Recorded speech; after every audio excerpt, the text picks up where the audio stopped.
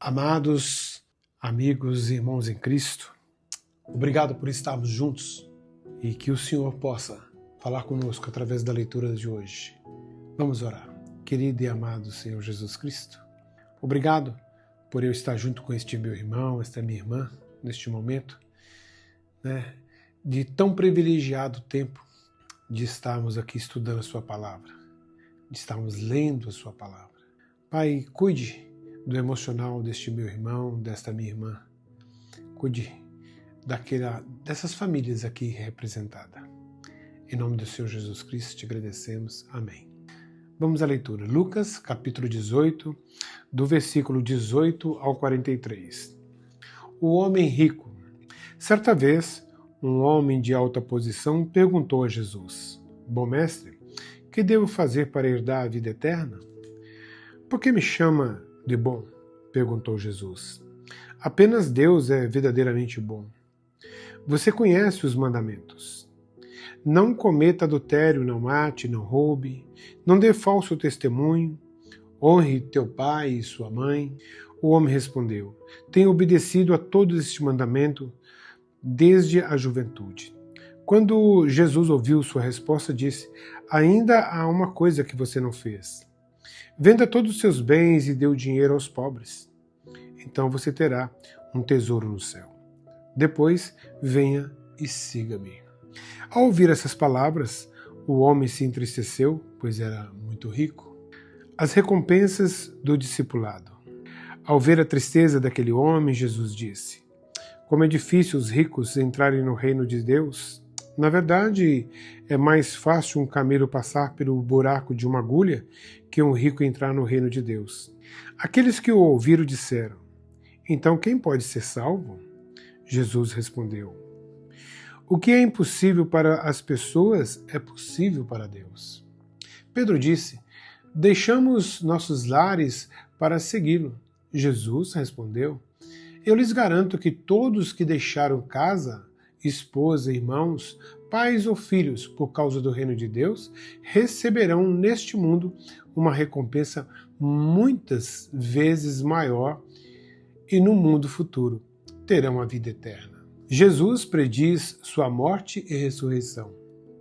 Jesus chamou os 12 à parte e disse: Estamos subindo para Jerusalém, onde tudo que foi escrito pelos profetas a respeito do Filho do Homem se cumprirá.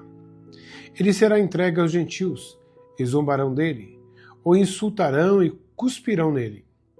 Eles o açoitarão e o matarão, mas no terceiro dia ele ressuscitará. Os discípulos, porém, não entenderam. O significado dessas palavras lhe estava oculto e não sabiam do que ele falava. Jesus cura um mendigo cego. Quando Jesus se aproximava de Jericó, havia um mendigo cego sentado à beira do caminho. Ao ouvir o barulho da multidão que passava, perguntou o que estava acontecendo.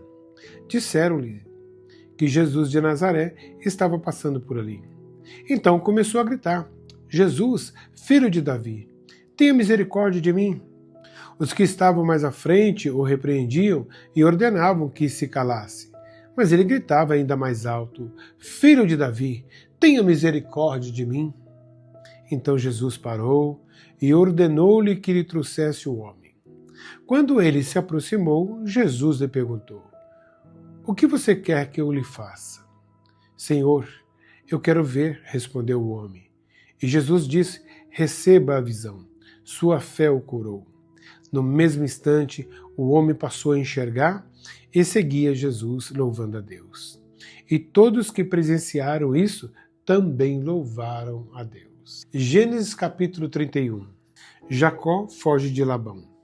Logo, porém, Jacó percebeu que os filhos de Labão estavam reclamando dele. Jacó roubou tudo o que era do nosso pai, à custa de nosso pai. Adquiriu toda a sua riqueza.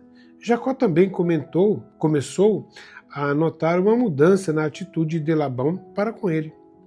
Então o Senhor disse a Jacó: Volte para a terra de seu pai e de seu avô, a terra de seus parentes, e eu estarei com você. Jacó mandou chamar Raquel e Lia, ao campo, onde ele cuidava de seus rebanhos, e disse a elas: Notei que seu pai mudou de atitude em relação a mim.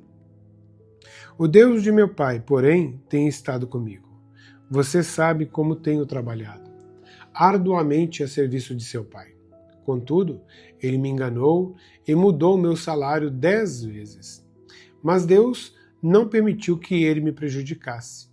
Se ele dizia, os salpicados serão o seu salário, o rebanho começava a dar crias salpicadas. E quando mudava de ideia e dizia, os listrados serão o seu salário, então o rebanho inteiro dava crias listradas. Desse modo, Deus criou os animais de seu pai e os deu a mim. Certa vez, na época de acasalamento, tive um sonho e vi que os bodes que se acasalavam com as cabras eram listrados, salpicados e malhados. Então, em meu sonho, o anjo de Deus me disse, Jacó. E eu respondi, aqui estou. E o anjo disse, levante os olhos e você verá que apenas os machos listrados, salpicados e malhados estão se acasalando com as fêmeas de seu rebanho. Pois vejo como Labão tem tratado você. Eu sou o Deus que lhe apareceu em Betel, o lugar onde você ungiu a coluna de pedra e fez seus votos a mim. Agora, apronte-se, saia dessa terra e volte à sua terra natal. Raquel e Lia responderam, da nossa parte tudo bem. Afinal, não herdaremos coisa alguma da riqueza de nosso pai? Ele reduziu nossos direitos aos mesmos que têm as mulheres estrangeiras. Depois que nos vendeu, desperdiçou todo o dinheiro que você pagou por nós.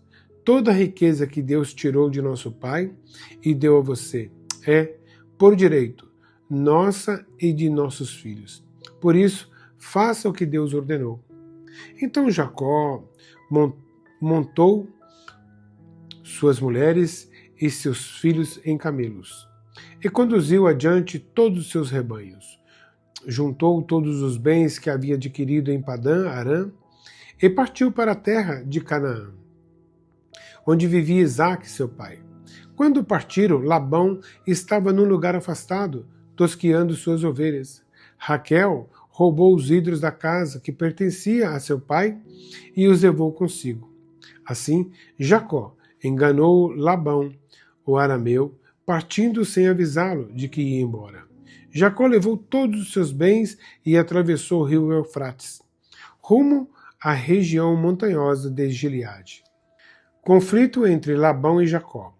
3 dias depois, Labão foi informado de que Jacó havia fugido. Reuniu um grupo de parentes e saiu em perseguição a Jacó. 7 dias depois o alcançou, na região montanhosa de Gileade. Na noite anterior, porém, Deus havia aparecido em sonho a Labão, o arameu, e dito a ele, estou avisando, deixe Jacó em paz. Labão o alcançou enquanto Jacó estava acampado na região montanhosa de Gileade e armou seu acampamento ali perto. O que você fez? Perguntou Labão. Como ousou me enganar e levar minhas filhas embora como se fossem prisioneiras de guerra? Por que fugiu em segredo? Por que me enganou? E por que não avisou que desejava partir? Eu lhe teria dado uma festa de despedida com canções e música, ao som de tamborins e harpas.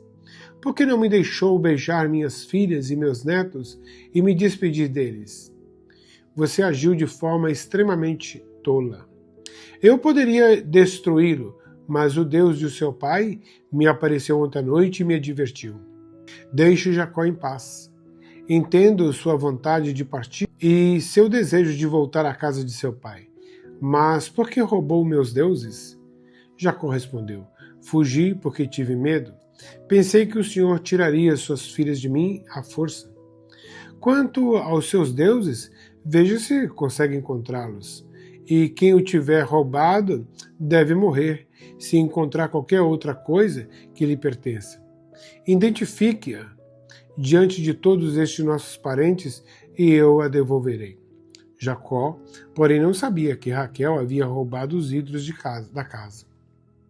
Labão foi procurar primeiro na tenda de Jacó, e depois na tenda de Lia e das duas servas, mas nada encontrou. Por fim, entrou na tenda de Raquel. Acontece que Raquel havia pego os ídolos da casa e os escondidos na sela de seu camelo, e estava sentada em cima deles. Quando Labão terminou de vasculhar toda a sua tenda, sem encontrar os ídolos, Raquel disse ao pai: por favor, perdoe-me por não me levantar para o Senhor, mas estou em meu período menstrual. Labão continuou a busca, mas não encontrou os ídolos da casa. Jacó se enfureceu e discutiu com Labão. Qual foi o meu crime? Perguntou ele.